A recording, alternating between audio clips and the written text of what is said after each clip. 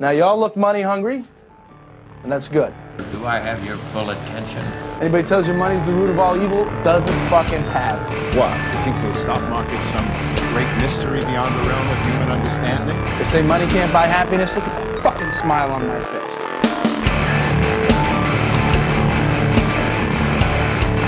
Ear to ear, baby. Hello and welcome to another episode of The Root of All Evil. My name is Devilmaycare. And I'm Mammon. And today we have a very special guest. As always, all our guests are special because that's how awesome we are. Mm-hmm. But before we did that, I wanted to discuss some questions that we got. So to start it off, well, before I go into the questions, anything you want to talk about, Mammon? No. Let's get into it. I just appreciate the feedback and the fact that people are interested enough to take the time to ask. Yeah, listeners are fun. It's good to know someone cares. So the first question is during the interview with Magister Nemo, I mentioned the fact that all you really need to figure this stuff out is third grade level math. And they wanted to know what I meant by that. It's a good question, and I may be exaggerating when I say third grade math. I don't know what grade level of math it is. But when you're looking into an investment, or, I mean, really it applies to any type of investment. You can actually apply this to some strange things, what I'll get into in a second. But whether you're looking into like a stock, or you're looking into starting a company, or you're looking into, let's say, a real estate investment, the math involved really is not that complicated. The first thing that you need to figure out is what is the profit per unit. So let's say you're looking into a company that produces, I don't know, tennis balls. It applies to anything. Yeah, anything. So figure out how much profit you make per, package of tennis balls. Figure out how many units are going to be sold. Add it up, and you have an idea of how much profit this company can make. And then when you're looking at long term, just look at the growth rate for the past few years. And, ask yourself, is this going to continue? And figure out what's the company going to be worth in 5 years, 10 years? How many tennis balls do you think they're going to be selling in that period of time? And then, what's the asking price, and does it make sense? Yeah. The math is the same no matter what you're looking at. It's just a matter of digging in and doing it. Yeah, and that's going to hold true with any of the stocks that you're purchasing. Just if you've got XYZ stock at $10 and it's currently at 12, you're making $2 a share. Just don't forget that whatever platform you're using is probably going to charge you for the trade. So just take that into consideration. Yeah, there's always a commission. Although there is such a thing as commission-free ETFs. I'm probably going too deep into the weeds with that. Yeah. We'll do it. That's an episode. But yeah, it comes down to doing your research. I always read the 10K, or at the very least the latest 10Q report from a company I'm considering buying. That is the annual and quarterly reports that every company is required to put out that is publicly traded. It's an SEC requirement. There's a ton of good information in those reports. Most people are scared of them because they're pretty long. You don't have to read every word, but you can figure out, what is the outlook for the company in the next year?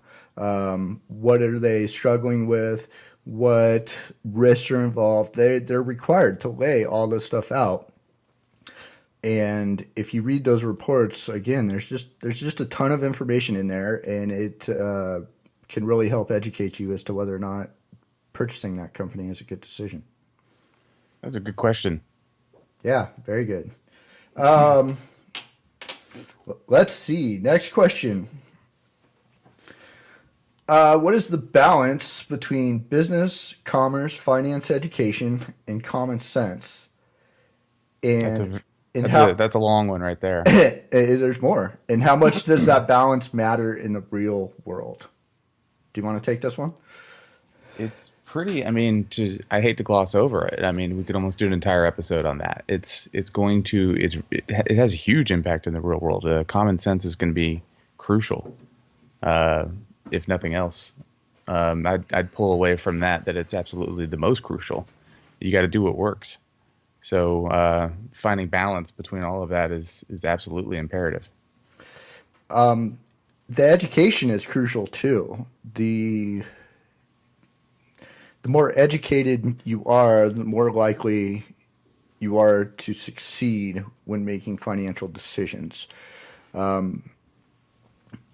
remember before I started learning about all this stuff, I was looking at stock market charts one day, and I had no clue what I was looking at. And Yeah.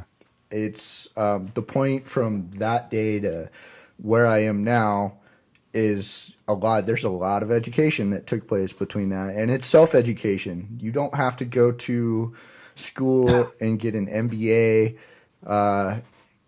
Pick up a book. If you have a question, you want to figure it out, pick up a book and try to figure it out, or do some web surfing and try to figure it out. And then when you come upon another question, do it again.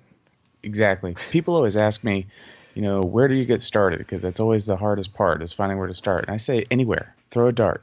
Find any topic you're even remotely interested in. Just start. It doesn't matter where. Just start. Because if it's something you're interested in, as long as you took that first step, you're going to find something else that makes it go, well, wait a minute, what is that? And then you'll read about that. And then you'll just expand and expand and expand. So anywhere, start anywhere. Just pick up something and read. And don't underestimate how uneducated most people are. If you read one book, you're probably light years ahead of half the population. So that's not a joke. Sometimes even the professionals. Let's see. Anything Good else? Question. Yeah, No, these questions are great. The next question, and I think this will be the last one that we touch on today. Let me see. Can you talk about debt reduction can you talk about debt reduction and methods to reduce debt? I definitely can. It's debt reduction hits home with me because I'm trying to buy a house again, and the rules changed to where student loans now are taken into consideration. So it threw my debt to income completely off. I'm 34 years old. I worked in the financial professional industry, and I went and got a second job doing dishes. So debt reduction is huge. And you've got, I think John Shaw said it many times, there's 24 hours in a day. And you really would be surprised at how much free time you actually have. So I went out and dedicated some more of my free time to earning more income, because if you want to reduce debt, you've got to either increase income. Well, no, not either increase income. You have to increase income. And so you work more. Yeah. It all comes down to income. There's strategic ways to attack debt. One method I've used is, let's say your debt consists of 5 credit cards. You take the one with the smallest balance and you add whatever you can to that minimum payment, another 10%, another 15%, 20%, whatever you can, and attack that one card first and pay the minimum on all the others and just snowball it. Once that first one's paid off, take the entire payment that you were using for that first one and add it to the second one. And you'll plow through that stuff pretty quick. But Like Mammon said, sometimes if you're in deep, and I think there's a statistic that like most Americans have a negative net worth because their debt levels are so high. So if you're in deep, you're not alone, but you gotta, crack your knuckles, grit your teeth, and get in there and attack it. And sometimes that, takes getting a second job. Yeah. And be careful about debt consolidation companies, because a lot of times they have some sort of fine print where they can take your money even if it doesn't work, even if you walk away. Some of them are straight up scam artists. I've known some people personally that put $5,000 down towards a company, and due to some quote unquote minor inconvenience, they said, you know what, this isn't going to work, but they walked away with the $5,000 and didn't do a thing towards their debt. So I would not go to a debt consolidation company, but if you do, really, really, really research them. So I'm glad you brought that up. Here's something I learned from experience about poverty and not having money and being desperate. Is there's a lot of fucking crooks out there that target people in that situation. They, I'm talking about payday loan companies, debt consolidation companies, pretty much anybody that says they're going to help you when you're at your lowest point. Don't trust them. They're probably full of shit. Just especially if they're doing it for money. Yeah, which you don't have. Banks, overdraft fees. We're going to charge you $39 that you don't have. Exactly. And make billions off of it. Yeah, don't. You got to figure it out yourself. You're gonna have to do some extra work. You're gonna have to put some thought into it. And, Mammon was just talking about taking a second job doing dishes. And I think a lot of people would see that as beneath them. Those types of people are the ones that never figure it out. Do whatever it takes to figure it out and get it done. Even in the interview, all my managers, they're like, why are you here? Because they ask what I do for work. And I'm like, I got debt. It doesn't matter what I do 9 to 5 or 8 to 5 in my other day. I need more money. And if they're not going to just magically hand me over more money, then I got to trade some time for work. Right on, man. Good for you for taking care of that. Yep. And yeah, I don't have any other questions on my plate. Nope. So that being said, let's bring on our guest. Like I said, we have a very special guest today, someone we've both been looking forward to speaking to for a very long time. Since we started this show, he was one of the first people we discussed. Mm-hmm. Ladies and gentlemen, the Millionaire Satanist, Dr. Robert Ng.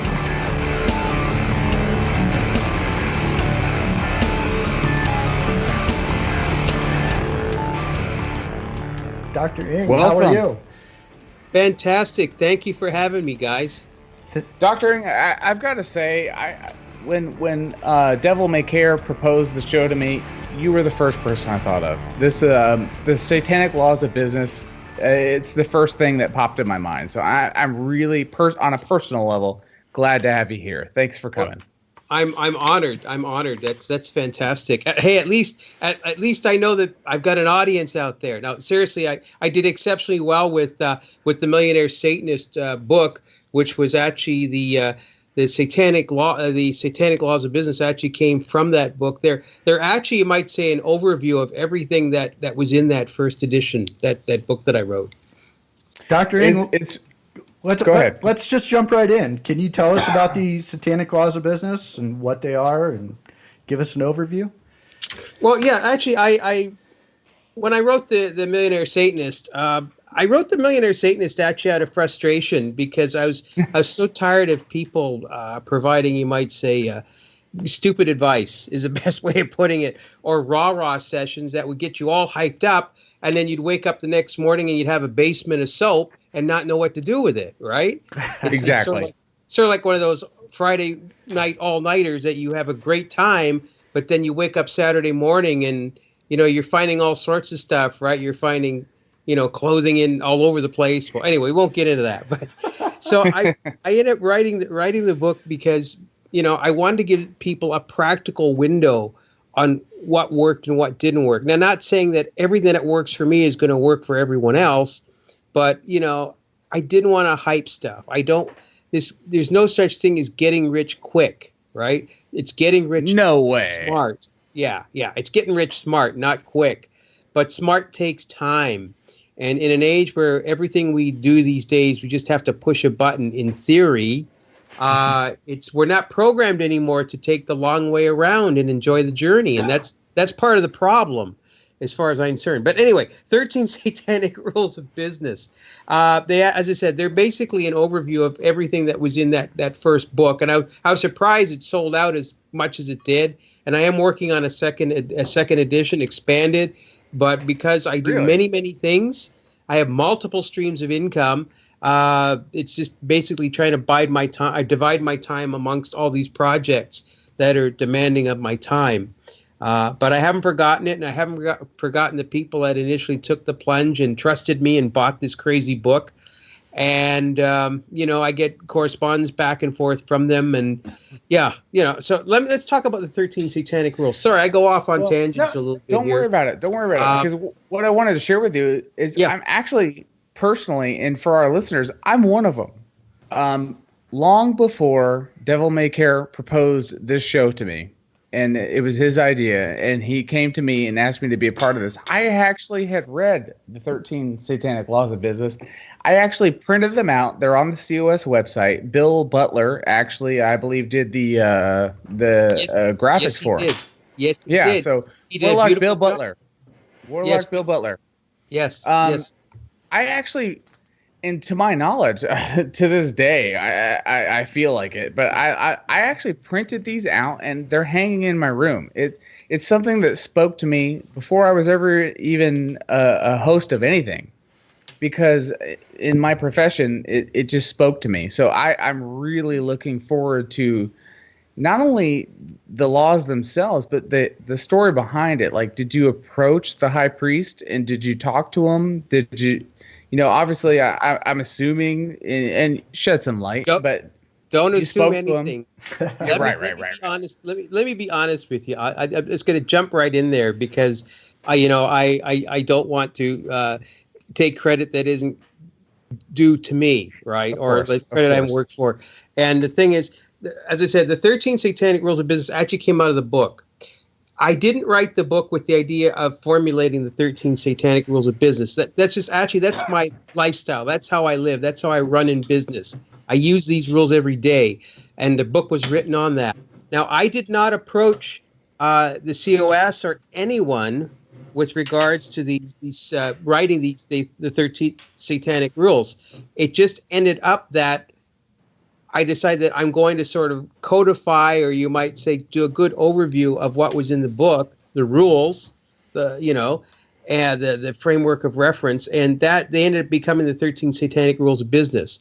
So they are actually, dare I say, they're not official, they're not recognized, they're not a part of the church's material at all. A lot of the members have actually said, yeah, well, this resonates. And everything in there actually, as far as I'm concerned, has been touched on, if not in detail or briefly, by Anton LaVey in other works of his, not just the Satanic Bible, but other works of his, such as Satan Speaks and all those other things, right? So, and as well, there are things that I've incorporated. I've also been accused of being Machiavellian in certain ways. So Isn't that a compliment, though? Well, yeah. I'm happy about it. So that's been incorporated. There's a little bit of Nietzsche. There's a little bit of everything in there. But to answer the question, and I don't want to mislead anyone, and I didn't do this. I didn't put these up as a workaround or as anything. As I said, it just came out of the book. So I don't want anybody thinking that these are official COS things, because I don't speak for them with regard to this particular thing, the 13 Satanic Rules. business. Well, that's a fair assessment. But what I will say, to your credit, is they're on the website, and it wouldn't have happened if there wasn't some substance. They're on the website? Well, I didn't know that. Yeah. I should visit the website. Someone correct me. Listeners, correct me if I'm wrong. But to my knowledge, I got the version. Really? I'm trying to be as fair as I can be. No, that's fine. To be as fair as I can be, but I got the version from the website. If it's not there now, I don't know what it is. But okay. That's how I heard about it. It was on the website. So if it's not there now, and you sure it wasn't that other organization's website? No, we won't go there. Right.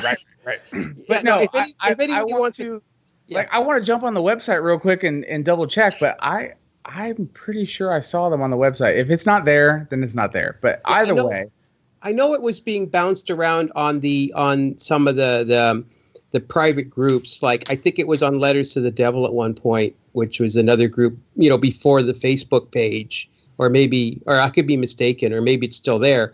And I know that it was on their Facebook page. Should I be saying that? Because that's supposed to be a secret group. Oops, no. But you know what I'm saying anyway. It's so I believe it was another official but unofficial media that was That's curated. The best way to describe it. I know it's on your website, Dr. Ing. I'm looking at them right now. So it is. Yeah. Oh, okay. Well, they're on the Millionaire Satanist blogspot, which looks pretty old. It's been there for a while. Yeah, I haven't maintained that actually. I feel guilty about that, but no. As you should. No. Yeah, I should. You know what? Cancel the show. That's it. Never mind. I haven't maintained that, but what I do is I had my website, my own website, drroberting.co.uk. Not a plug, but just telling people where it is.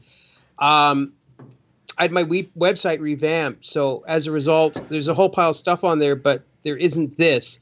But because it caters to non-Satanists as well as Satanists. Right.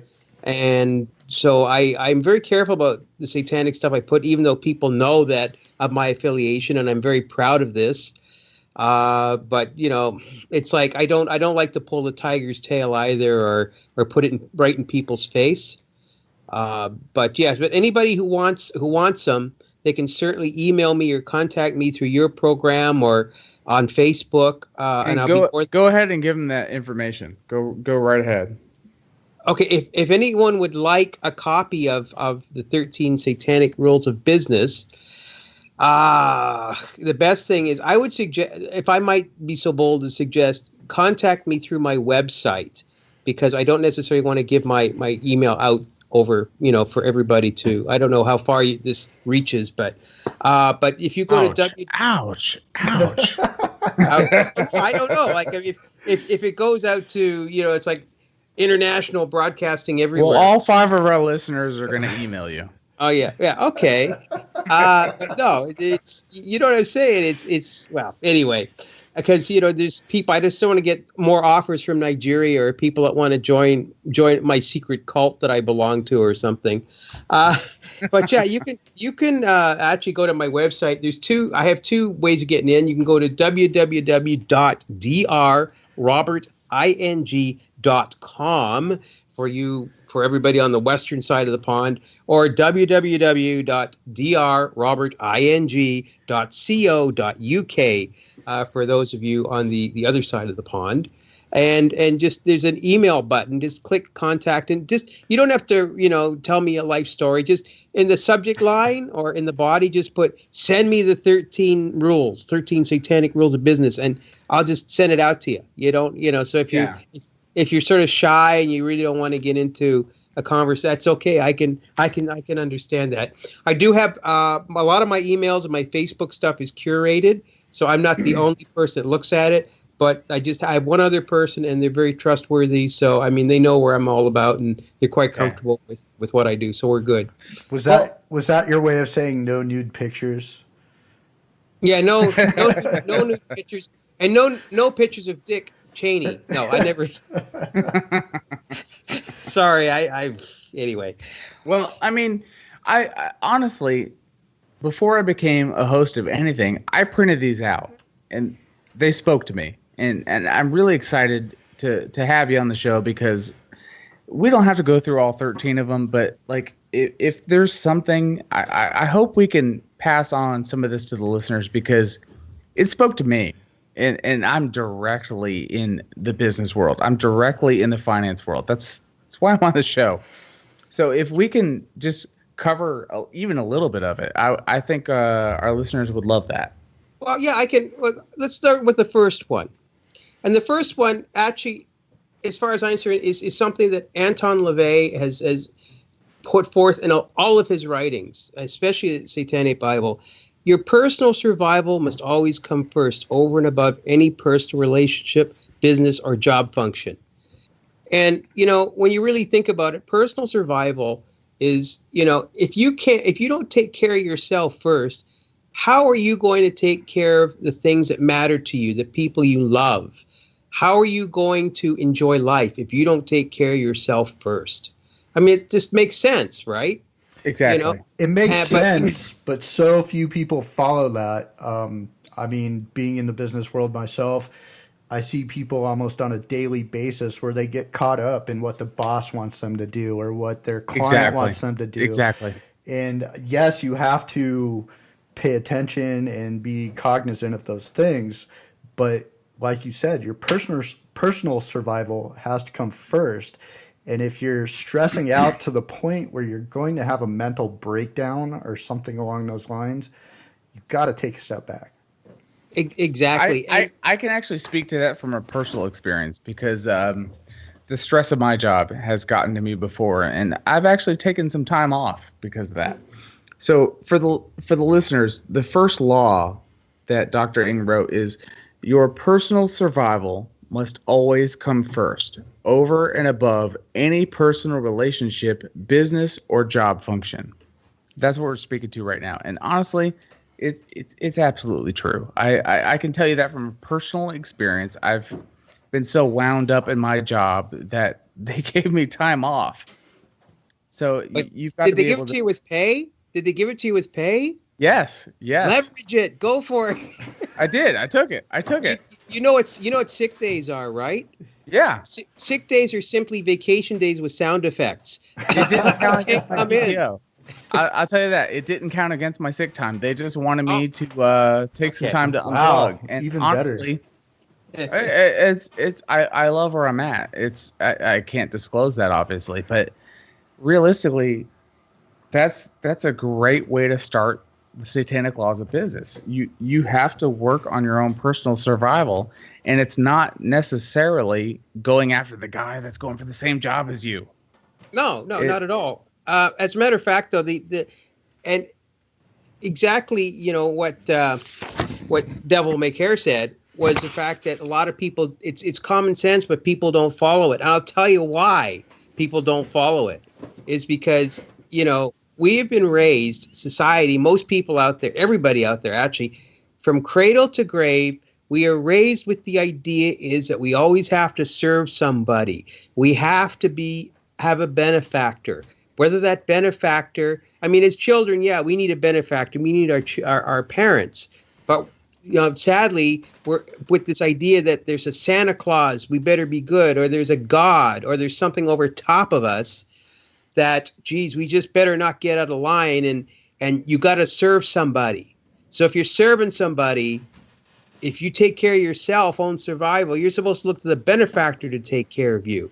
And is it any wonder we have pretty much a welfare state in this world today because of this?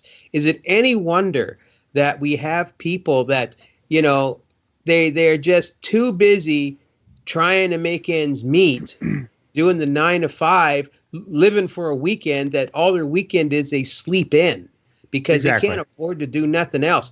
It's because they all look for a benefactor. How many times, when I've traveled all over the world, and how many times have I had people say to me, they complain about something, and then they automatically come out and say, well, somebody ought to. At that point, I feel like pulling out a mirror and say, this is the somebody that ought to. See, we can very easily armchair criticize. But we cannot constructively criticize, because we have this, and constructive criticism, constructively criticize means that you identify a problem, but you also give input to a possible solution, or you give some thought to what should be done or could be done practically. But most people don't. You know, people will complain about politicians, they'll complain about policies, and they'll go out and what do? They go and protest the government to do something. I don't think most of the sovereign countries that are still around these days became sovereign by having their people go and stand and protest that someone else take care of their problem. That's the problem that I see. So, I mean, so this goes into why people can't do the personal survival thing. They want to be taken care of. They want to be mollycoddled. And sadly enough, you know, I see this more and more every day. Sorry if I sound a little bit hot under the collar about this, but this touches a point with me, because it's certainly, you know, we're going to hell in a handbasket, and the type of hell we're going to is not a good place with regards to this, where people don't, they don't want to be self-survivalists. They don't want to put their survival first. They'd much rather have a benefactor and give them a handout. I agree entirely. I can't even add to that. One thing I always try to point out to people, and it has to be on a daily basis where I see this. Like you said, they complain about everything, and it's human nature to get upset and complain about things, but to expect somebody else to solve the problem, whatever the problem may be, is not only doing yourself a disservice, it's doing other people a disservice as well.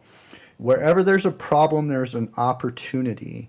And that is how people make money, is they take advantage of those opportunities and serve it out to thousands or millions of people, and bam, you have a wealthy person. Exactly. And the whole thing is, though, and this is something else. I just want to point out something. This is my personal subjective, personal empirical thing for me, but when and you mentioned opportunity and you tied that with dollars, and that's a good thing.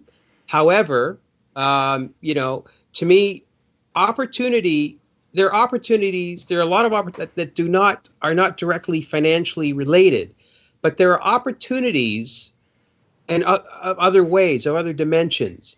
The opportunity of meeting the love of your life, the opportunity of coming up with an idea or solving a problem that may not be necessarily money in your pocket directly, but opportunities to experience things. Maybe the opportunity to end up going somewhere on a flight or to an education. So it's not all. I mean, I understand. A lot of people automatically associate the dollar figures, but one of the hardest things I find that when I speak to people, and I give lectures as well at different venues and things, is that people automatically relate wealth to dollars, and that's part of it. Well, I mean, it's like basically a table. You have four legs, and not wealth. But, the dollars are one of the legs, but there are three other legs to this to keep it going, to have a complete life, and to make your mark. Because if tell us about it. Tell us about it. That's a great point, and honestly, I don't think that's covered enough. You see, everybody, they got these rah-rah sessions. They want everybody who wants $1 million idea. They're going to die for the $1 million idea. They want to build a better mousetrap. You know what?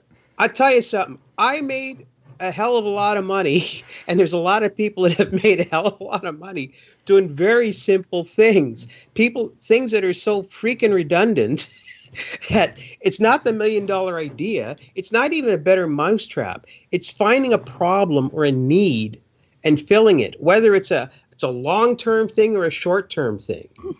I didn't make my money off of one thing. I'm not a one-hit wonder kind of guy. I mean, I'm not bragging I'm just saying, look at my money. I didn't make my money conventionally. A lot of people, people will go and they'll do the stock market, and they're stock geniuses, or maybe they know this stuff inside out and they can move stuff back and forth. I'm not a stock guy. I have a stock portfolio, but I don't. Would you mind? Yeah. Would you mind telling us a little bit about, because honestly, I've spoken to a lot of our listeners, and the problem they have is where to start. And you're the Millionaire Satanist. You're telling us you didn't start that way. Would you mind telling us how you started? Well, yeah, it's. I tell you, if I took you took you by the hand through the whole thing, we'd be here for hours. But the overview is simply this, okay? Early on in the game, okay, I'm the type of person, I hate working for people, to be honest with you. So I made a vow to myself. Actually, when I got out of the military in particular, and I'm not saying I'm better than anybody else. Everybody has their own ideas of what they want to do or what they're good at, right? What they gravitate towards. So first of all, I want to get it out there that I respect people that do the things that I didn't want to do. As a matter of fact, I don't only respect them, I probably subsidize their lifestyle. But basically, here's the deal. When I got out of the military, I decided that I did not ever want to do manual labor ever again. And I got out at an early age. Wait a minute. They do manual labor in the military? We're talking Canadian, right? No. But anyway, I didn't want to get dirt. It sounds stupid, right? And people say, "Oh, he must, be." Well, anyway, I won't go there. But yeah, they think I'm funny. He has soft hands. I have soft hands. But you know what? I do that. I go to business meetings and I shake people's hands. They say, "Oh, geez, you mustn't work." I said, "Yeah, I do work." But the difference is that I can be stressed just as much as you are. But with me, it's mental stuff, right? Among other things, but just planning. Exactly. But anyway, so I've explained that to people. I appreciate people that are good with their hands. That sounds weird, but you know what I'm saying. I appreciate the technicians. As a matter of fact, I was on the board of two technicians organizations, certification organizations internationally, and I've even developed curriculum for them. But that's one of my streams of income. I made money by multiple streams of income. I didn't do it the traditional way. I didn't set up a little shop somewhere. Well, how'd you get started? How did you get started? So what I got started with? Yeah, you have to bring me back down to earth here because I go crazy here. No, it's fine. I got started where this sounds funny, but I was putting an ad in a local newspaper for something, and I can't even remember what the thing was. I mean, it could have been a mail order bride for all I know. I don't know what it was, but anyway, I was putting an ad in a paper, and I put it in for a week, and it was the type of thing where I needed to get a lot of exposure. Well, I didn't get a lot of exposure, so of course I had to renew the ad, and what happened to me was it's like every time I wanted this ad renewed, I had to call them, I had to chase them to give them my money. And it didn't. This is before This is before the internet, before cell phones. We're talking like before computers. Like this was when maybe a calculator did addition, subtraction, multiplication was probably $200. So I'm talking like old stuff, right? So and people still read papers and books. So that's kind of important that I mention that. So I ended up having people read. No. Yeah, actually, there was a YouTube video where a guy goes out and asks people what book they read, and they can't come up with a book title. That's so sad. Yeah, it is. A couple of people did that. I think was it Jimmy Kimmel or one of those guys did that as well. But anyway, so the whole thing is that I got frustrated. I said, "This is crazy." I said, "They're losing money." So I went to the local paper and I said, "Don't you have someone who can call me up?" And they sort of looked at the floor and said, "No, we don't. We're a small paper and, you don't make money off classified." Well, we make money off display ads, but not classified, so we don't pursue it. So what I ended up doing is I had this great brainstorm. Here's the opportunity, right? I went Opportunity. Yes. There you go. But not necessarily make money, but to solve a problem. I didn't think about the money at the time. I just thought about this pain in the ass to call up every week to get the ad. And I said, there's more people that have this problem, right? So what you're saying is that you identified a way to improve something. I guess you could call it improving, yeah. Yeah. Yeah. I'm not trying to cut your story off. I do want to hear the rest of it. But for the listeners, because we're talking about I've run into a lot of listeners that say, "Oh, well, that worked back in the day, but that's not going to work now." Well, this is not true. It's not true. But the principle's the same. Yeah, the principle's the same. There's something that people aren't doing, and you're going to identify it. That's right. I mean, I'll fast forward it to today to other things that I do today. But then what I did was this is how I did it. I couldn't afford a lot of things. I mean, in those days. I mean, I came from a fairly well-to-do family, but Irish Chinese background, right? Irish. And they're both Chirish, I tend to call myself, but they're stingy, right? They're cheap. It's like, it's crazy. So basically what they said was this: if you want to do something, if you want to go out and buy a car, you go out, you make the money. With my kids, right? I say, if you want to go to college, you want to buy a car, you earn half of it and I'll pay the other half. And that's a lesson. People have this mentality. They want to go and mollycoddle their kids, right? You're not preparing them for when you bite the dust and you're gone. You got to teach them to get their butt out there and look at opportunity every day. You got to get them out to earn their place in this world. That sounds dangerously like it takes action, and that's a scary word. Like, yeah, but I just want to click some buttons and become pseudo rich.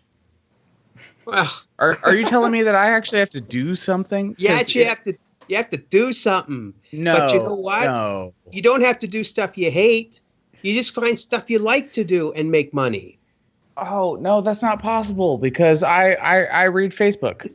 Oh, well, you know what? If you look at the ads on Facebook, some of them will tell you that you can earn money while you eat and sleep and procreate simply by putting ads on Facebook. Yeah. I don't know how that works, but Mammon, you're off the show. Sorry. Oh, all right, guys. It's been a great ride. It's been a great ride. No, I don't know about those. I don't know about those things. But it seems everybody's trying to tell you how to do stuff on a video. But let me just go back to this story because we go all over the place, and I can go all over the place quite easily. But anyway, so I found this. So what I did was I said, okay, I need people to go and provide this service, to call up, and I made a deal with several of the local papers, the weekly papers, not the dailies, but the weekly ones in the city. And what I did was I said, listen, if I get these renewals, give me a cut, give me a commission. So I worked out a commission thing for everyone and I said, maybe I can get them to put in longer. Would you give me a commission on that? And they said, yeah. So then what I did was, being that I really didn't want to do much work, right? I went and I put another ad in there and I looked for people to work from home. Particularly like women, and I don't mean to be sexist, but they were the ones at that time that were mostly home. Guys were out there working, right? Digging ditches and building bridges. So I got a lot of good, reliable women from home. And what they would do is I'd get the sheets of the renewals, and they would call them from home at their leisure. And then I'd be sort of like the central point where they'd give me all the information, and I would pay them a cut of my commission. And it didn't cost me anything except for the ad to initially hire them, right? Right. And that's what I did. So that's how I started the wheels turning. And then from there, it ended up that I ended up making a company on a similar model where I would sell magazine and newspaper subscriptions or renew them for the same types of publications.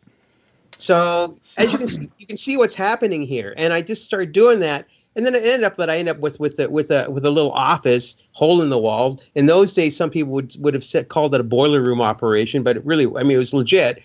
And I'd have some people working from home. I'd have an inbound and outbound telemarketing sort of call center before call centers were thought of, and people would order stuff. And then from that, I ended up doing a micro publishing business, but not in the way of today. It's not like it's a completely different thing. I would actually go and find people that wanted to publish a vertical market kind of book or pamphlet, so to speak.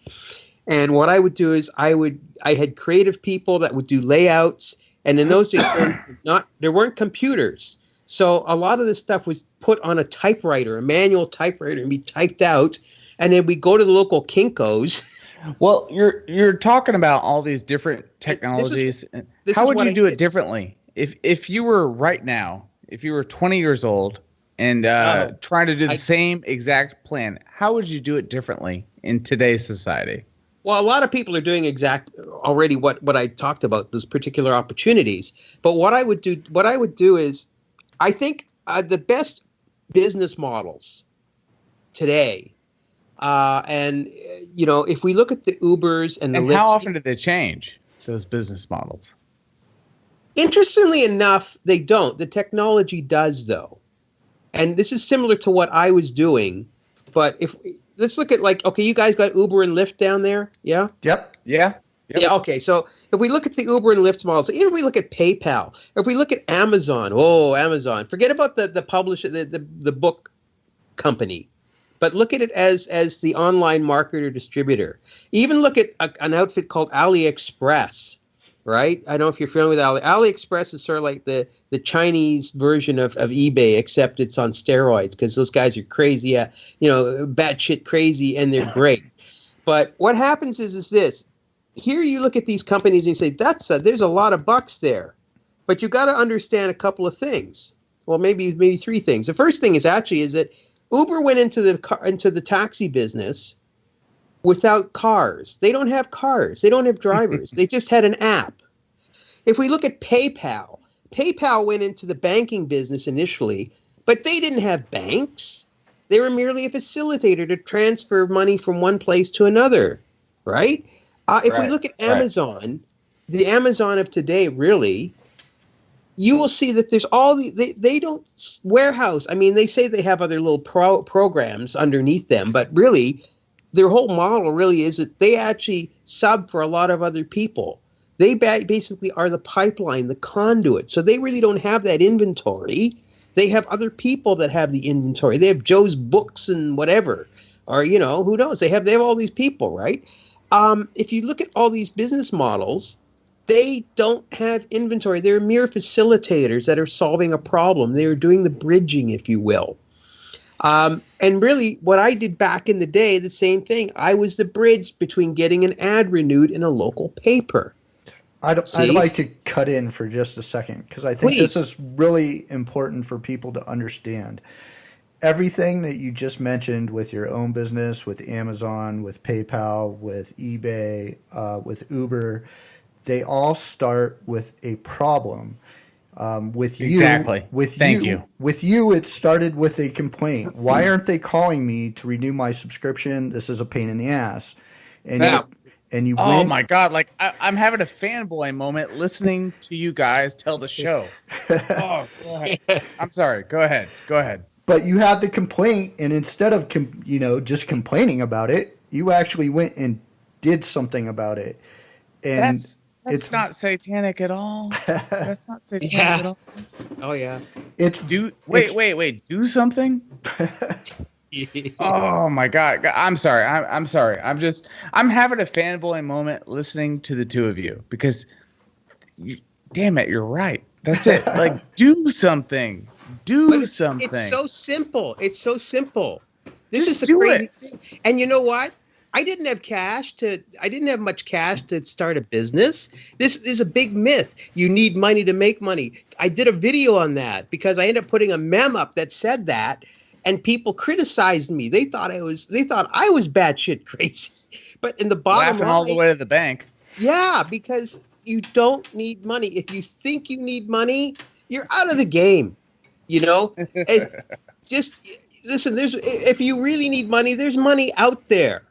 There's all sorts of ways of making money, and you don't need a lot of money, even if you did need money. But you don't need money, especially not in today's society. I mean, come on, you can start a website for $30 or something and that includes everything. That includes hosting. That includes the software. It's ridiculously cheap to start a business.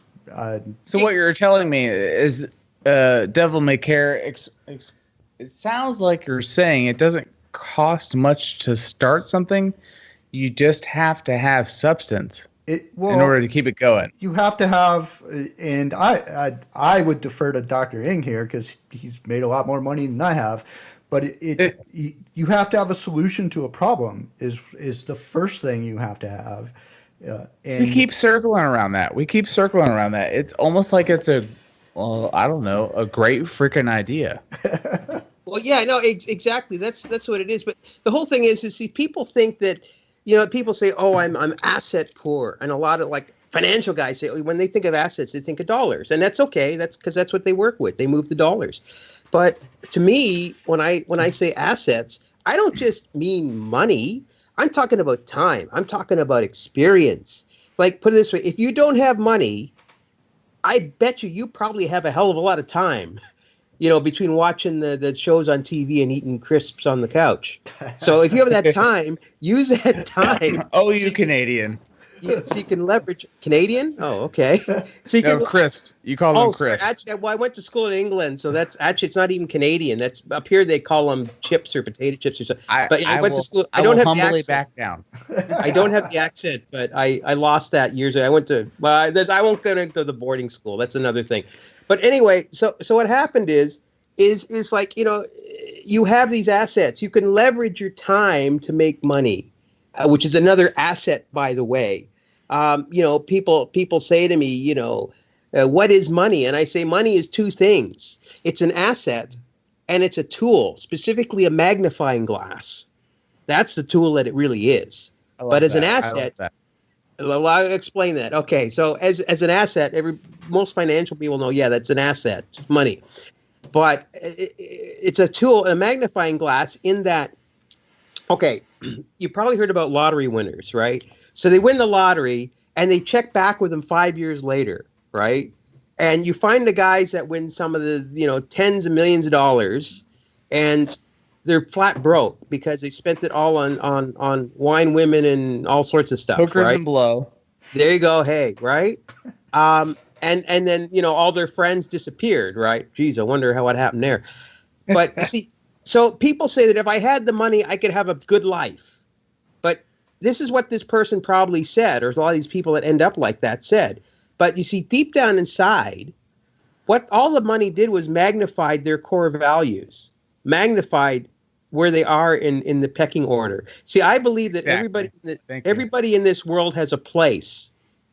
And it's just the way it is. Everybody has a place. Now that doesn't mean that you're stuck in that place, but you're not talking about stratification, are you? Because I read that once in some satanic book by some guy named LIII. Yeah, something like stratification, something. That can't possibly be real. It was hey, if I say stratification, a lot of people they sort of look at me. So I just say place. It makes it easier.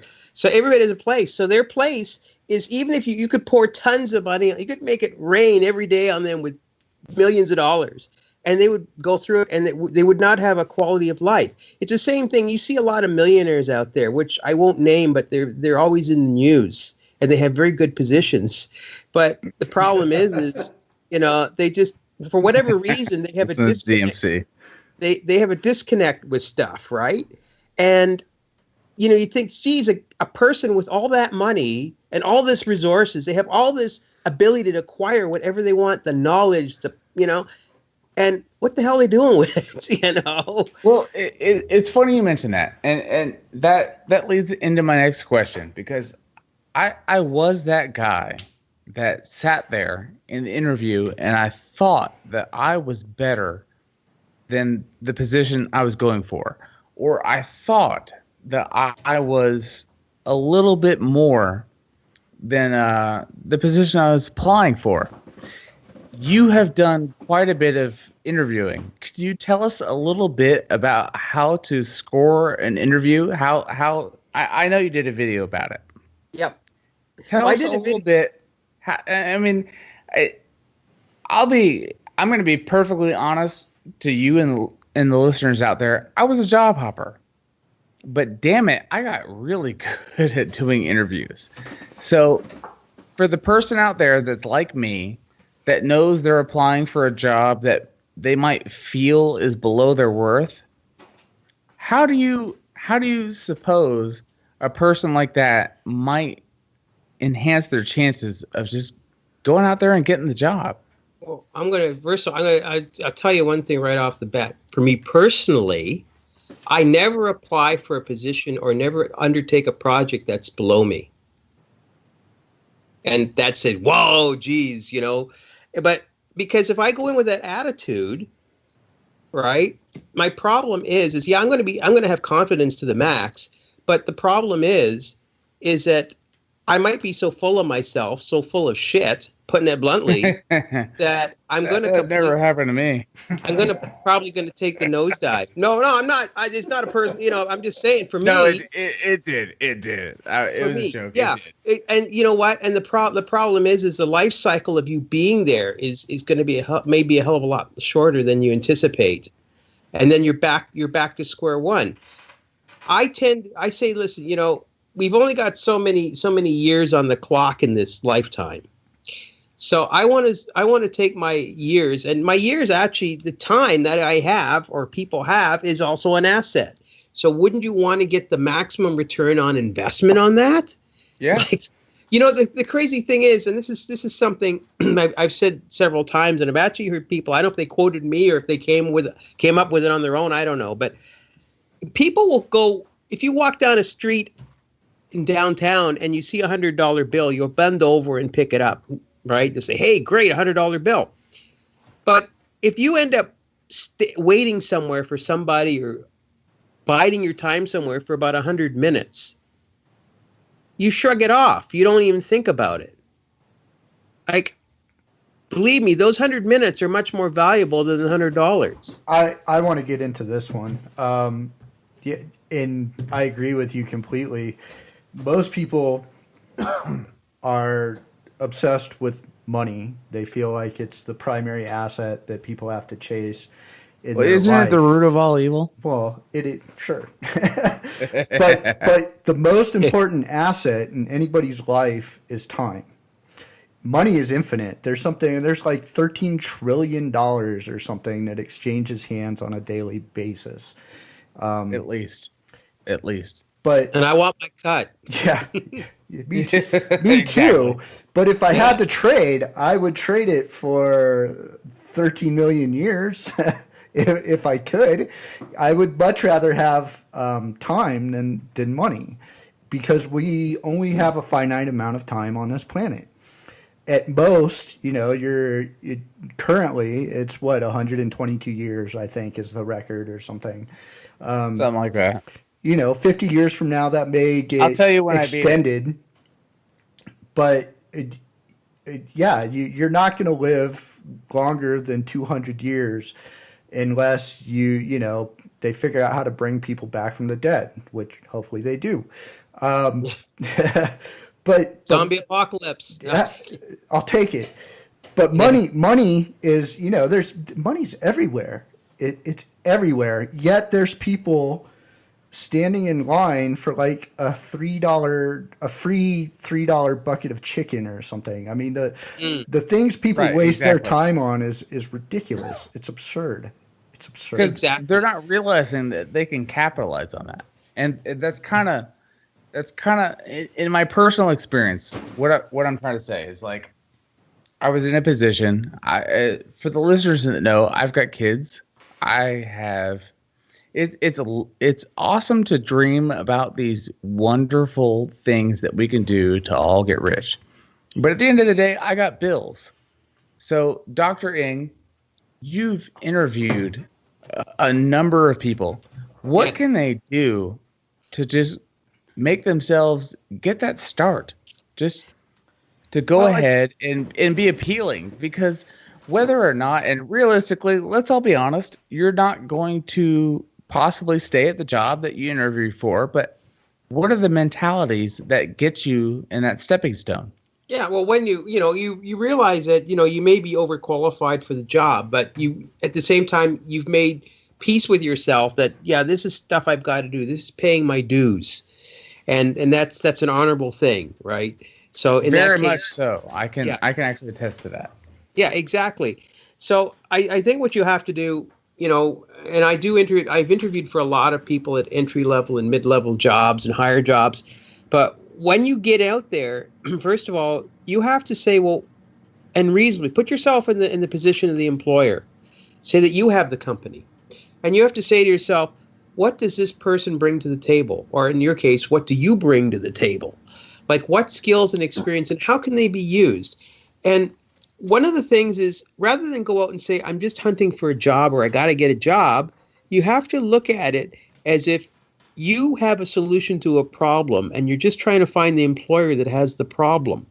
Even if it's a lower level job, right? One of the biggest problems in minimum wage jobs is the high turnover. So if you can go in there and you can convince them somewhat that you're going to stay beyond the probationary period, up here it's 3 months, or that, I'm guilty on that one. Yeah, but if you can convince them of that, right, and make a good business case for you. I mean, obviously, to put this kind of thing together, you probably have to be a little bit brighter than the rest in the patch. But if you can convince them that you're not like the rest, you're not going to hit the revolving door, and these kinds of things, like that's one of their problems in minimum wage jobs. The other thing is, if you go in there and you're not a youngster, but you're not a retired person, and you're applying for the C shift at the 24/7 Burger King or something, because they're so used to seeing the older people and the younger people apply. So they're not used to seeing someone, I guess the millennials at this point, they'd probably call them these days, apply. So that could be used to your advantage as long as you can give them the idea that, hey, I'm going to be here for a bit, right? And they'll say, well, why do you want to be here? Well, for God's sakes, don't say I want to help people. That everybody says that. It drives me crazy. But you got to say to them, look, I'm here because, I want to grow in my customer service skills, learn more about the company. You have to sort of figure out what you're going to get out of that job. I talk about, and this goes back to the 13 satanic rules of business, is that in a relationship, it has to be a mutually beneficial relationship. Otherwise, It's not a relationship.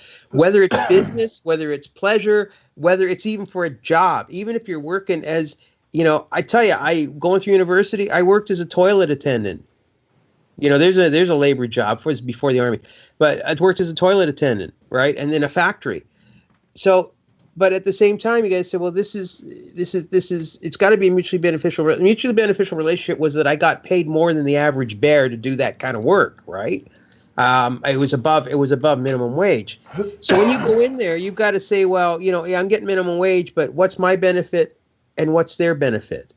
And you do this before you even get there, right? Before you hit the send button for the resume. So when you're armed with this, you go in with a certain confidence. You have your mind automatically, subconsciously, you already know exactly where you fit, what you're going to do.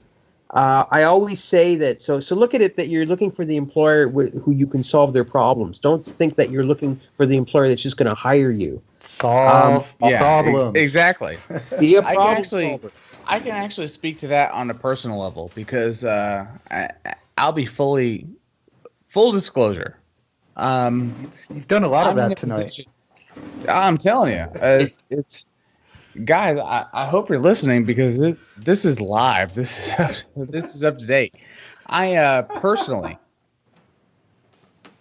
I work for a company that has a tremendous future, but in the meantime, I found a need, and I went ahead and I got a second job.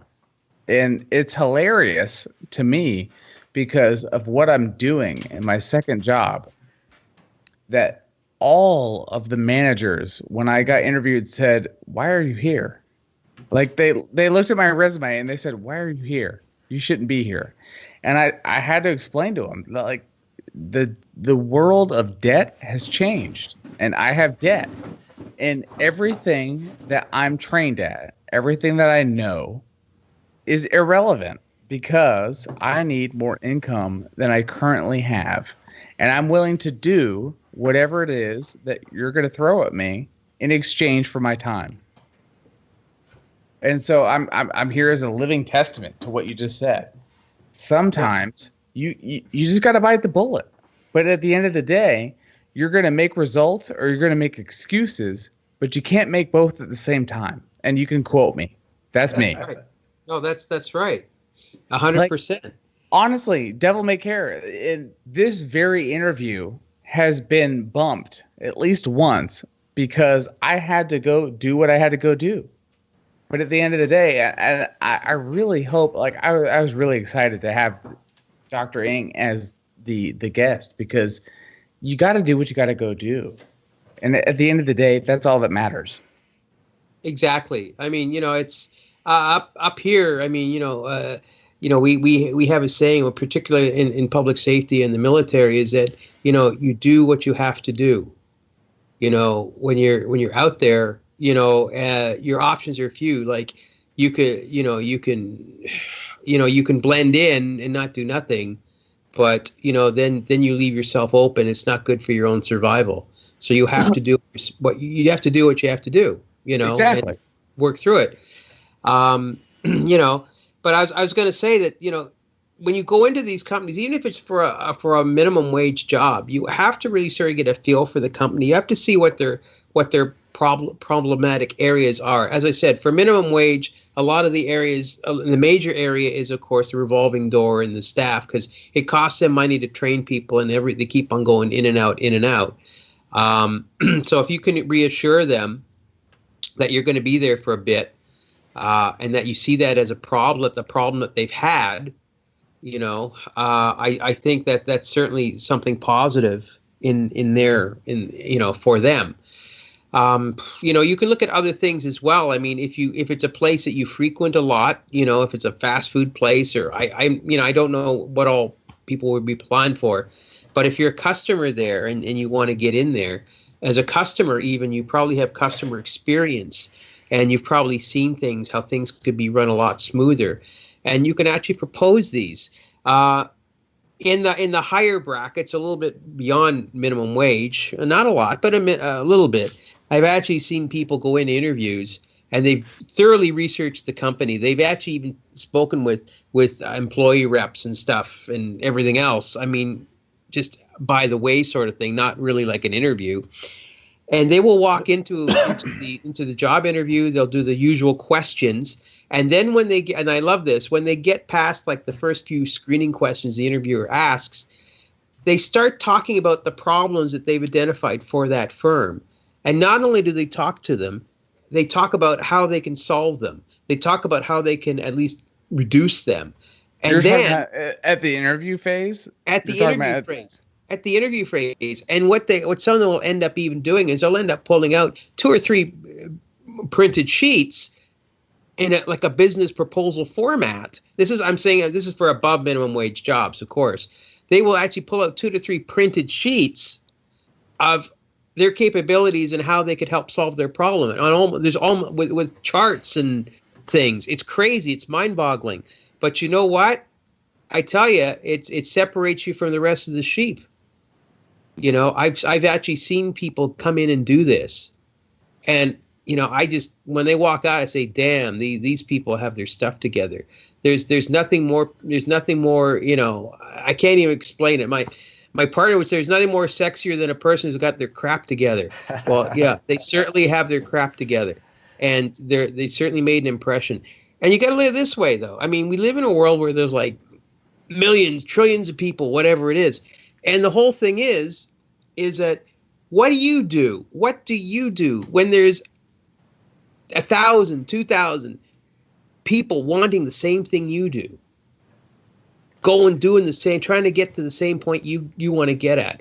You have to be different. You have to differentiate yourself. And if it means taking the time to type out a business proposal, so to speak, an overview on 2 pieces of paper to bring to a job interview, a job interview, to make it look like, hey, this is how I can help you, I always say, this is how I can help you, stupid. No, but anyway, this is how I can help you, This does it, because like, what are you going to do? How hungry are you? How far do you want to get in this thing, But the competition, you have to differentiate yourself. And even when you get there, and I always say this, there are always people like they're just biting at your heels. They're just waiting for you to slip up. It's competitiveness. I mean, at its peak, it's not a freaking race. It's a freaking marathon, and you just have to go out there and hammer it. And you know what? It's just, to me, it's a lovely thing. It's the hunt. I love that kind of stuff. It's just an adrenaline rush. You know, but I know for some, it's scary as hell. One thing about Man. Satanist and Satanism is it's a very selfish religion, and I think there's a tendency for people to be very focused inwardly. How do I, please myself, which is a good thing. But the thing that I often see Satanists, not people in general, but Satanists as well, forget is that the guy sitting on the other side of the table is thinking that way too. They're just as selfish as you are.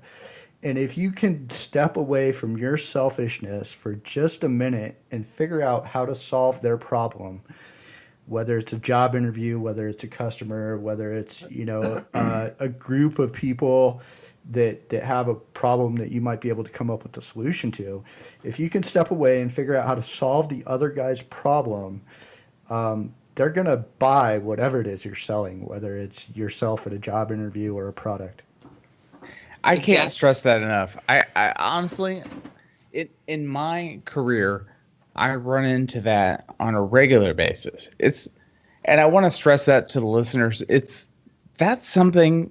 What he just said is something you're not going to run into that on just the interview. You're going to run into that on the guy sitting in the cubicle across from you that's trying to make just as big a point on the boss as you are.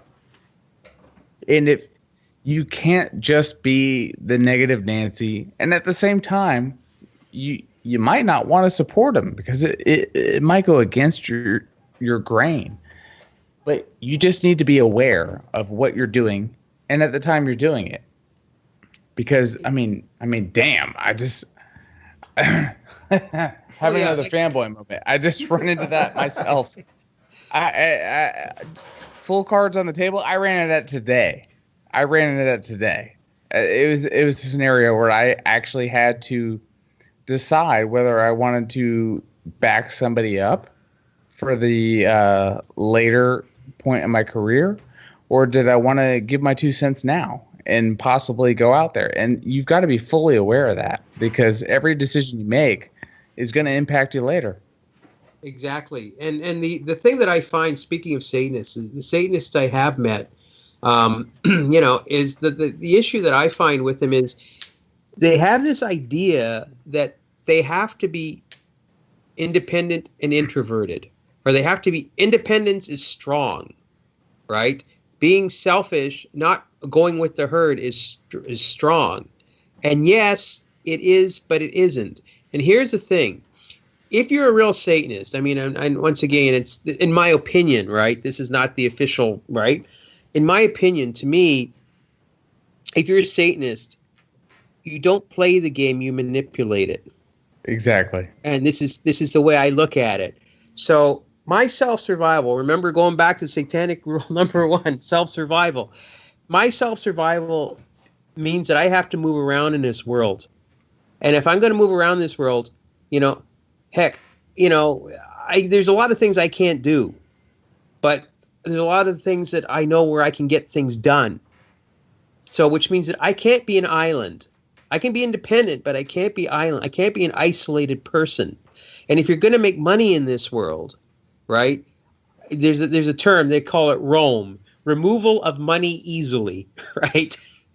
So the whole thing is, if you want the money, right, you don't have the money or the wealth, you have to get it from someone else. You have to have them give it willingly and be happy about it. So you have to build a mutually beneficial relationship to get it. Otherwise, if you're not, you're a crook, you're a robber, and you're probably going to get shot and arrested. Not necessarily in that order. So it has to be a mutually beneficial relationship. So Satanists have this idea that, I don't need anybody. I don't need this. Listen, guys, you need these people to move in this world. Just like, think about wild animals. Even predators need the prey. And I'm not saying to be to that extent, because it's pretty draconian. Well, maybe, I don't know. But anyway, It's accurate though. It's very accurate. If you're not the manipulator, you're the manipulated. I like that. And said. Let me put it this way. Can I quote you? Yes, you may. If you're not the manipulator, you're the manipulated. And even if you think you're so independent, big bad satanic me with my satanic metal shirt on and black T-shirt, everything, and looking mean, no one, I get respect down the neighborhood because they're scared as hell out of me. But listen, you know what? You're being manipulated. You're being manipulated by those people out there that you don't, because they're making you go to extremes while they're enjoying life. And they got money in their pockets. Where's yours? Someone sold you that T-shirt. Yeah, and it wasn't you, right? But you get what I'm saying. And this is what I don't understand. And I was on another podcast, another program, and I said everything you need to know really is in the Satanic Bible. And some people said, "Oh, he's just probably saying that to be nice." Yeah, he's saying that to be nice. But you have to, when you read, do you just read the words? See, you got to understand the meta messages. You've got to understand the subtleties of everything you read. You say, I love this stuff. I love psychological subtleties. I love all that stuff because I see so many things.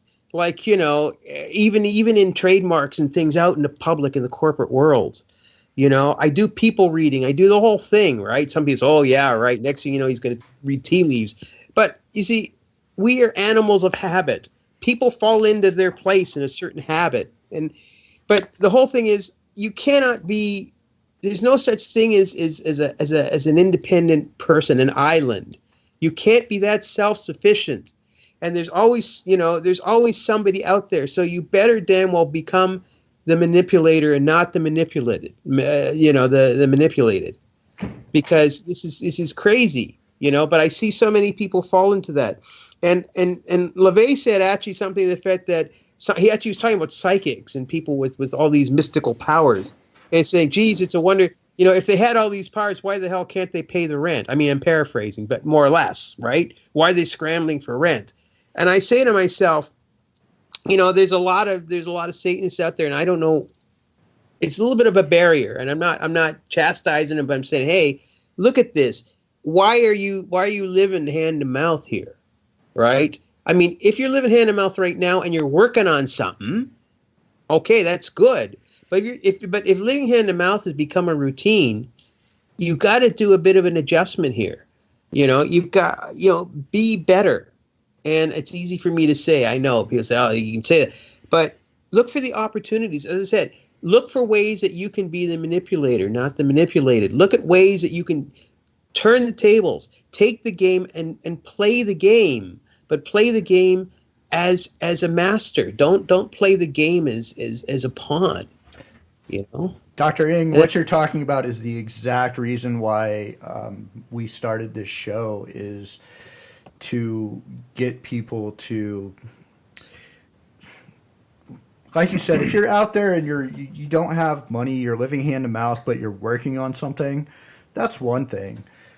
But if you're out there and you're living hand to mouth and like you spend your time watching Game of Thrones, or I don't know, get out there and do something. This is a great show. Do something. Do something, for fuck's sake. Yeah. Get off the couch, get on the phone, connect. It goes back to something I said about experiences too. Don't, people go out and the idea is they want to buy stuff. And we talked about the lottery winners, right? And everything else. They buy all this stuff. Hell, like, what are you going to do with stuff? The stuff gets old and you have to buy a new one next year, or, go out, find a way to sell it to them. There you go. That's right. Be the seller, not the buyer. But when it comes to experiences, buy experiences. Take the vacations. Go to Maui. Go to the North Pole.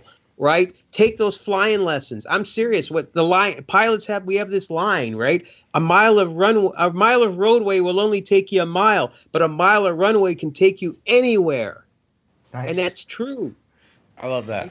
So go out, get the pilot's license if you want to fly. If you don't want to fly, that's fine. Or buy that boat. Do stuff. Take the money so you get the experience, right? So are you telling me that money is not the root of all evil? It's an amplifier. It's a tool. It's a magnifier. It's a magnifying glass. You know, the only people, and no, this is no offense to the name of the show here, right? But with regards, the only people that believe money is the root of all evil are those who, A, don't have it, are used to getting it, and want people to hand it over to them, right? It's great. You know, But I thought I voted for that. give it to my church. Give it to my church. Let me tax you for it. I'm going to alleviate your problem. I'm your benefactor. I'll help you out. Dr. Ing, the one thing I hear, and I have to admit, I've been guilty of this myself, is I don't have time. What you're saying, solve these problems, you solve other people's problems, and you can make some money. I don't have time. If you don't have time, you don't have priorities. Thank you. Right? Wow. No, so therefore, it doesn't matter. Who the hell cares? But if you want time, if you really have a priority, you have something you want to put your foot in the water of getting priorities. And I've said this before, and I alter the amount of time, but I say get up an hour early or go to bed an hour late. I like to get up an hour earlier, right? And take that hour Blasphemy. and do stuff. Do stuff. Like No, and don't no, we covered that. The Church of Satan doesn't do anything. we covered that. don't sit there and stare at your Baphomet coffee cup. Go out and do something. Don't ponder the universe. If you have a project, just think if you got up an hour for a work week every day in the work week. So it's 5 hours, an hour early for 5 days. It's 5 hours a week. Yeah. And if you do times that by 52, say that you're not going to take time off. And I did a calculation for video, and they said it didn't make sense because I factored in holidays and stuff. But if you do it 5 hours a week for 52 weeks, man, what is that? That's 260 hours, right? 260 hours. 260. There you go. Right off the bat. And just think, though, if you got up an hour early and went to bed an hour late, but then some people are pulling rough shifts, so I understand that. But if you just do it don't do it for every day. I mean, let's face it, your body needs rest. Don't go crazy. But if you just did an hour 4 to 5 days a week, right, and work on your stuff, but you actually have to have a to-do list, what you're going to do. You have to know what you're going to do. You have to plan before you go to bed, you plan what you're going to do the next day. Take about 10 You're talking about write it down. Write it down. Well, writing it down is the best thing, but for me, I don't necessarily write things down, and I still remember them at this age. So I'm not that I'm that old, but yeah, it works. If you know what, if it's a priority enough, if it means enough to you, you're not going to forget it anyway. But yeah, you should write it down. I'm a strong believer in having a notebook and a pen. I know, old tech, by the bed. You caveman. Caveman. And in my shower, this is not a word of a lie. I can send you all a picture. In my shower. Please don't send us pictures. Please don't. You know what? In fact, thanks for joining us. Thanks for joining us. I'm just kidding. In my shower, I have these write-on, wipe-off crayons I got from a kid's store. And when I am in a shower, sometimes I get some really good ideas. I mean, for business, okay? And I will write them on the tiles. I will write them on the tiles, and I will take a photograph of them with my phone before I wipe them off. I'm going to need that personal email address once you're done, by the way. I'm just saying. There you go. but that's what you do. I mean, so I have all these things. I also walk around with, I don't trust my phone. I don't trust the technology completely. It sounds crazy, but I don't. I walk around with a pocket memo recorder as well. And I have all sorts of stuff, but I believe in this. The other thing is I found that a great tool for recording ideas or making notes, if you don't like to write a lot of notes, is a thing called mind maps.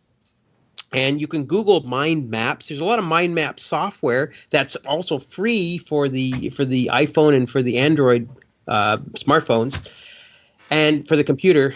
There's a lot of good stuff, but mind maps. If you're old-fashioned like me, you can find an old book. It's called Mind Maps by Tony Buzan, Buzan. chap in England who came up with this concept, or actually repackaged it, I guess. And it's really cool. But I've been using this for years, and people actually create journals that way. It's just a great way of getting your thoughts together. I have to say, we've been talking for an hour now. Wow. You're making this sound too easy. What's the catch? The catch is that most people are afraid, and they're insecure. They don't want to leave their comfort zone. They're too used to it. Thank you. They want the benefactor because that's a society they've been raised into, and you need a lot of deprogramming. So yeah, fear and insecurity are the biggest killers, and like people have this. I mean, you can look as but everybody has that. Yeah, well, that's Honestly, why everybody has everybody's. that. That's why everybody hasn't made 8 figures. Oops, never mind. I'm not supposed to say that, maybe. But yeah, that's why people aren't in the 8-figure club, right? And that's the whole point, right? Is it? Yeah. People are. Everybody's struggling. It doesn't matter whether you what you label yourself as. I mean, I don't mean to be flippant, but you be Satanist or Christian or Muslim or whatever it is, our wiring is basically the same as humans, right? The brain and the society that we're raised in with regards to making us feel that the government's going to take care of us, or God's going to take care of us, or somebody. Amen. Yeah, and that's the scary thing, you see? And we don't want to. So what would you say to those people that think there's an ounce of luck that's dependent on making money? What about those people that think that luck has some sort of an influence? I'm kind of brutal at it, because to those that really believe that, I would say stay at home. Don't mess things up for those of us who are passionate about being. Man, we should have asked that as the first question. And masters of our destiny. Right there. Yeah, no, that's what I'd say. Listen, it takes a lot of balls. It takes a lot of being fed up with how things are in your life to affect change. And if you're fed up enough, if you have the balls enough to go out and do it, you'll do it. But a lot of people, it's like I've actually my former American wife used to say, woulda, coulda, shoulda, but got none, right? She was from North Carolina, but that's basically it, right? They go out to the rah sessions. I'm not crazy about motivational speakers, yet people label me as one. And I know, I know that there's some very, there's great people in the church that go along the motivational speaking line, and that's great. But I'm not a fan of those guys, because, it's those guys actually that got me pissed off enough to go out and make a few bucks and write the Millionaire Satanist book, and even that's what got me talking to you guys. So yeah, so in a way they did me a service, but they didn't motivate me in the way they thought, because I, just like everybody else, I've ended up with a basement of soap at one point, and I've lugged a satchel full of household products door to door for a bit. And I've alienated a lot of my friends and army buddies, trying to get them to sign up on a once in a lifetime opportunity. So So you've made mistakes, is what I'm hearing. You have to make mistakes. Absolutely. But was it good judgment comes from bad experience, right? It does. Tell my dating life that. Well, Love my wife. Well, it's like I have a few marriages under my belt. I won't go any further with that. But yeah, it was not a topic. I'll be honest. It was not on the list. Dr. Ng, I want to go back a little bit. You mentioned money being one leg to a stool, but you didn't finish what the other legs were. We went all over the place. Yeah, we did. Yeah, it's okay though, because honestly, I'm feeling something, and I'm the freaking host. I'm loving it. So please continue. Well, okay. So most people traditionally, when they think of assets, or they think of it's not assets, but when they think of things, success and wealth, they automatically think of money. But money is one leg of that table, right? Another leg of the table is experience, right? Because if you don't, with experience, and this is why I urge people, don't buy into things, buy into experiences. Because when you're buying into experiences, you're out there in the world. You're moving in the world. The more you move in the world, the greater the chances of seeing opportunities to increase your position in this life, to live a better life. So you got to get out there, get outside, right? Don't be like the vampire and staying at home when it's, all the time, staying in the basement. Get out of the dungeon, get out there, get the experience. Also, when you're out there with the experience, you're going to connect with people. You're going to meet people. You're going to talk to people. You better talk to people. I know I'm a misanthrope as well, believe it or not. I don't generally have a We're very low people. opinion. Yeah, I have a low opinion of a lot the human race in general, but that's another issue. But I still go out and I talk to people, and you know what? I'll gladly help alleviate them of their money for something that I have to offer, right? But I'm not going to con them. I'm going to give them. It's a mutually beneficial relationship. But the experience is going out and interfacing with other people, getting other ideas, opening yourself up to ways that you can look at your world in a different way that maybe someone else hasn't. Also building contacts, people that you might do business with, potential customers, people that might help get you that job that you've always dreamed of. You never know where this stuff is going to lead. So that's why I say invest in experiences. So that's the second leg. So we got money, we get experiences, and this is not necessarily in that order, by the way. Okay. So if you don't have the money, get the experience, right? And you know what? You don't need money to get the experiences because, there's a lot of free things or free ways that you can travel, right? I know people that they apply for jobs to go teach English in some foreign distant place, right? I hopped trains. Yeah, whatever you want to do. If you want to hop train, I don't know how they do that these days, but I don't recommend it. You don't recommend it? No. Okay. But get the experience, right? Connect with the I was going to people. say, I do it for the experience. Well, it's like, it's like why do you climb Mount Kilimanjaro? And they look at each other and say, well, because it's there. And they're going for the experience. But you know what? How satanic is that? How satanic is that answer? Because it's there. Because it's there. It's put there for a reason. Damned if I know what the reason is, but I know what my reason is because it's there. Exactly. If it makes you feel good, indulge, right? That's basically it. Life is a great indulgence. So, geez, go for it. I sort of chuckled when I'd seen Forrest Gump the movie. He says life is like a box of chocolates. Well, you know what? I was thinking like indulgence, right? Chocolates are very indulgent things. Right? I don't know. He must have been reading the good book, and that wasn't the book that people. Speaking of books, apart from your own, Wait. He's only done two legs at the table. I've only done 2 legs. My bad. Yeah. Perception is another one, and this is basically perception. Some people would argue is the sum of the experience, right? But perception, how you look at things, and we even look at your own insecurities. And we talked about briefly earlier about why people don't do this stuff, and that's because they have fear, they're insecure, they're uncertain about themselves. As a result, though, they sort of band-aid it over by thinking, oh, I'm the cock of the walk, I'm Mr. Satanic, right? But meanwhile, like they're the tail is actually wagging the dog here, right? I hate that. So perception is a real tricky thing, but perception is one of the other things that you have wealth in. If you're wealthy in perception, you can see through the bullshit, but more importantly, not the bullshit outside, but the bullshit within you. See, you can't go out and see truth, or you can't go out and see things as they are unless you see you as you are, all the cracks and crevices and the good things and the bad things, and we all have them.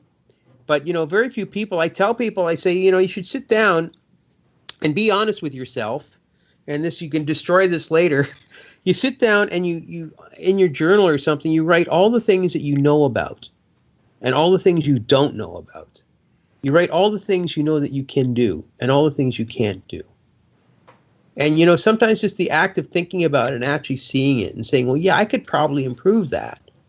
But when you know your limitations, there aren't any.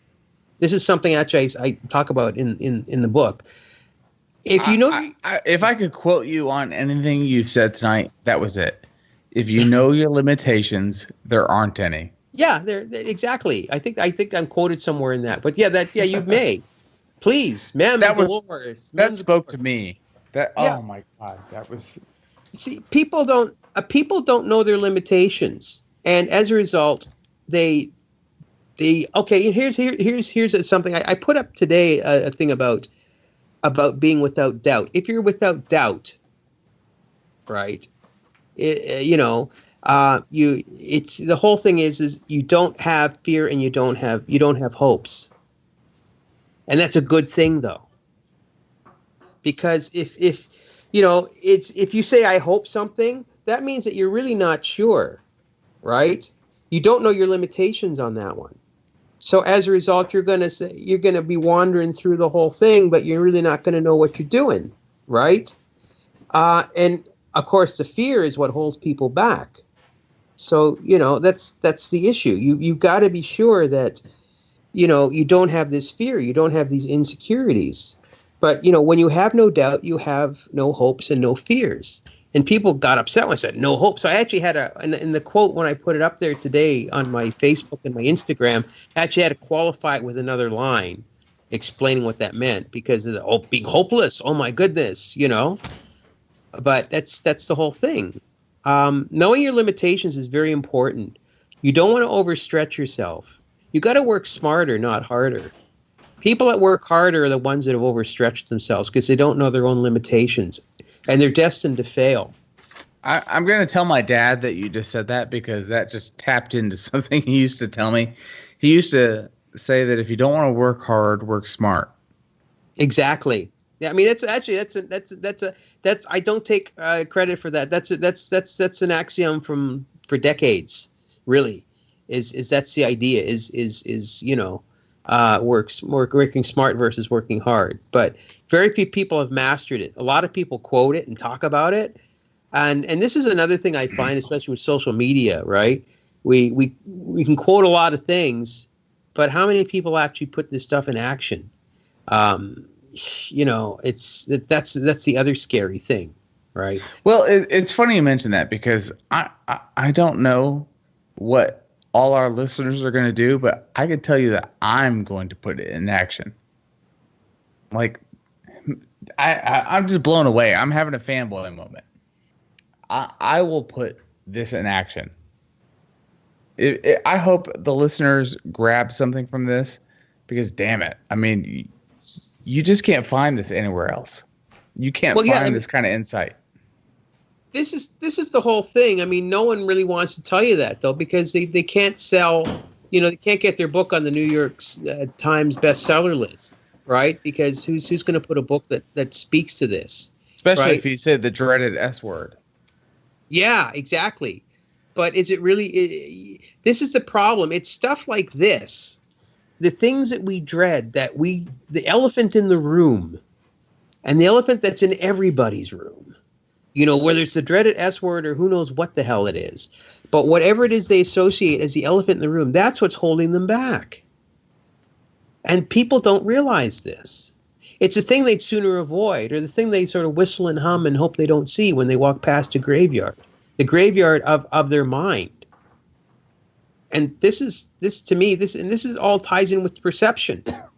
Because perception is so critical in this thing. If your perception is completely screwed up, none of this stuff is going to fall into place. If you don't have, I would say, and then this sounds kind of weird, wealth of perception, or you're not wealthy in your perception, if that makes sense. That sounds kind of awkward. It does. But you know where I'm getting at here. It's not going to come together. How you see your world, right, both consciously and subconsciously, is the way that it's going to be.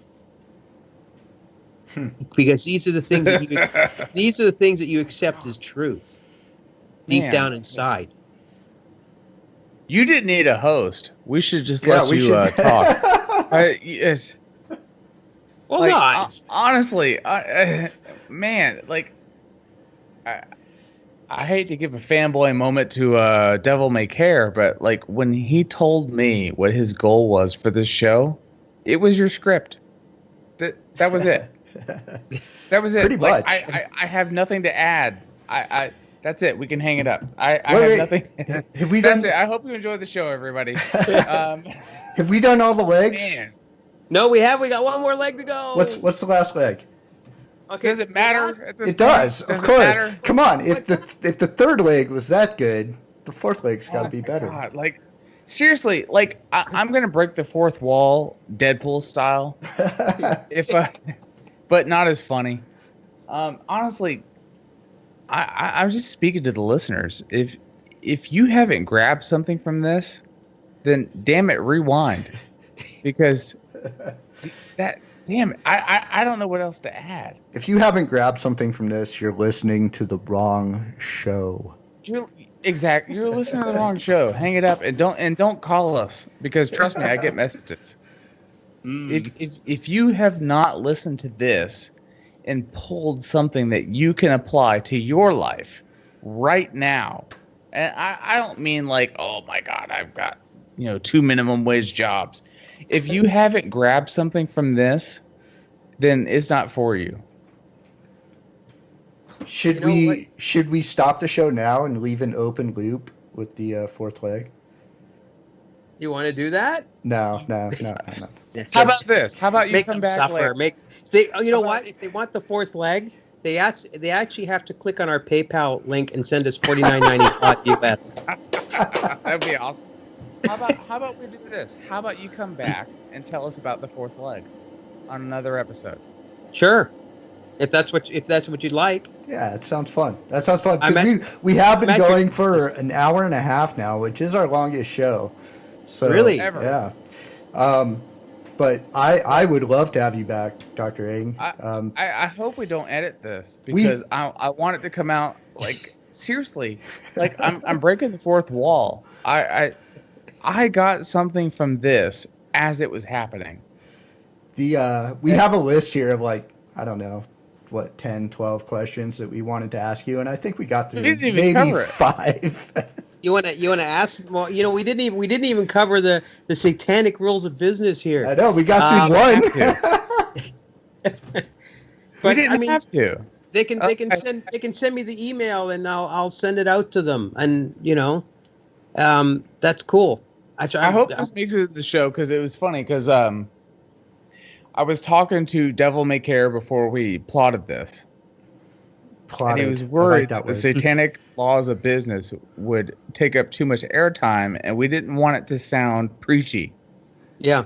And I told him, I'm like, don't worry about it, because we're going to let him go and let Dr. Ing go on his own role. Your first mistake.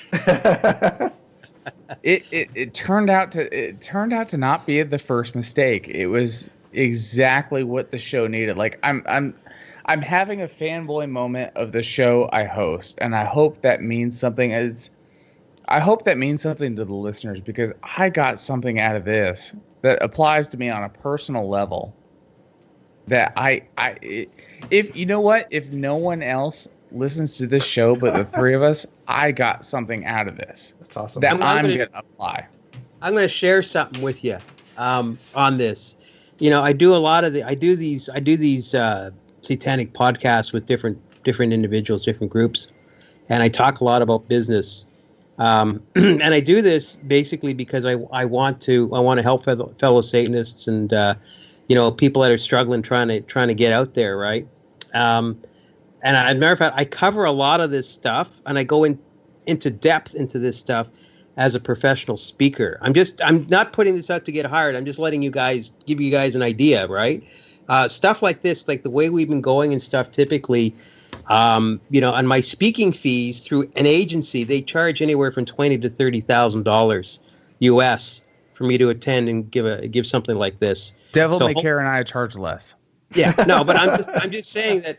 So this type of stuff that we do, and it's something that I sort of like to, how can I put it? Like I said, we're not an island. I'm not an island.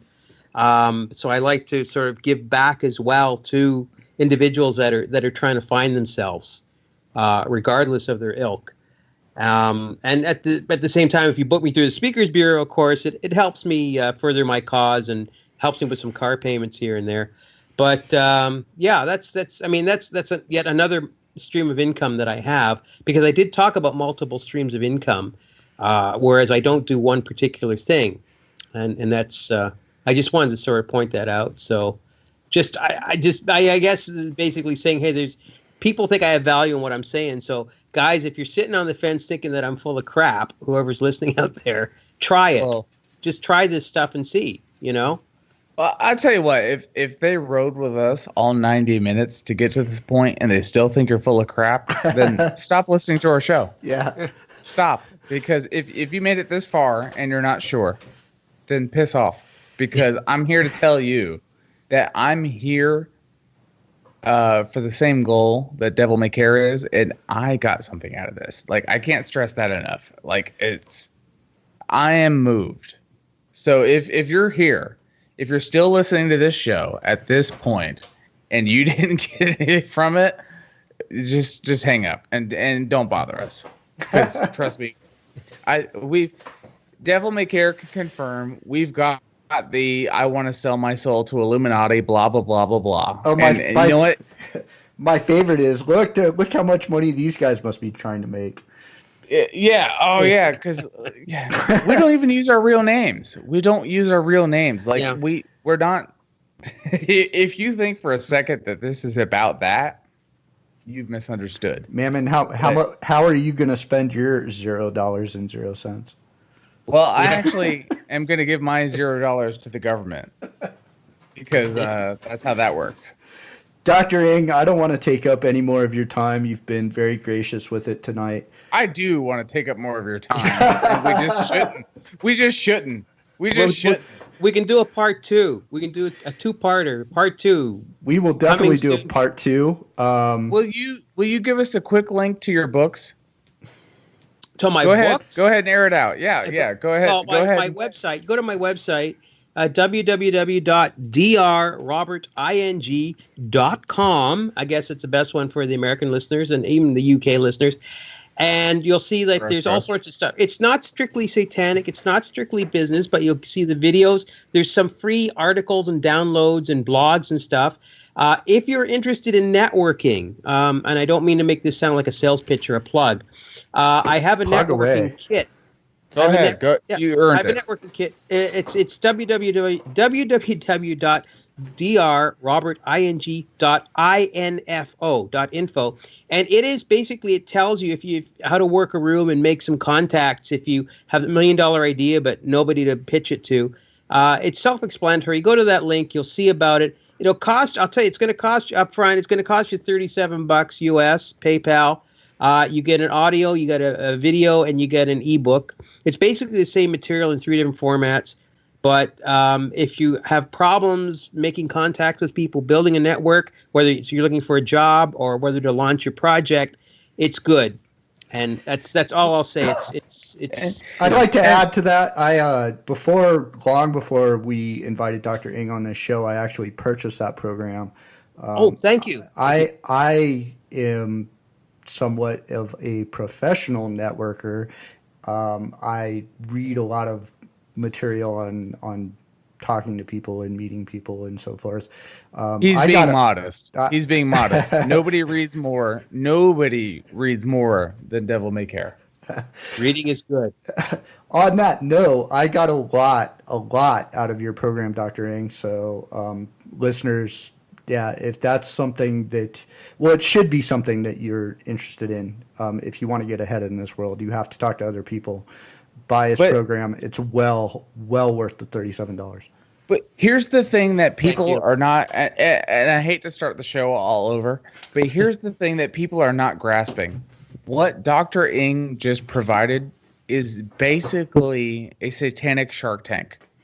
If you've got an idea they're going to listen. And he just gave you, I hope you're still listening, he just gave you the way to make your idea happen. And we talk about all the time, we're talking about how to acquire wealth. He just literally laid out the way to make that happen. It works. It works. That's it. I'm cutting you guys off. You guys are going to talk He's the all Satanic night long. He's the Satanic Millionaire. Hey, it works. It works. That's it. It works. All right. Seriously, like all our episodes, the comments I get in YouTube, oh my God, the YouTube comments. But the messages I get, how do I sell my soul? How do I do that? You know what? If you want to sell your soul, Dr. Ing just gave you the link. And if your soul is worth the time, it's probably not. He's going to listen. It's probably not. I didn't say that part. You know what? I'm not here to judge. Dr. Ing. Jokes aside, he just told you how it goes down. All right, Mammon, shut up. Thank you, guys. Dr. Ing, thank you very much. You have a good night. We'll talk to you about part 2 soon. Thank you, gentlemen. Have a wonderful evening. Thank you. Hail Satan. And thanks to the listeners. Hail Satan.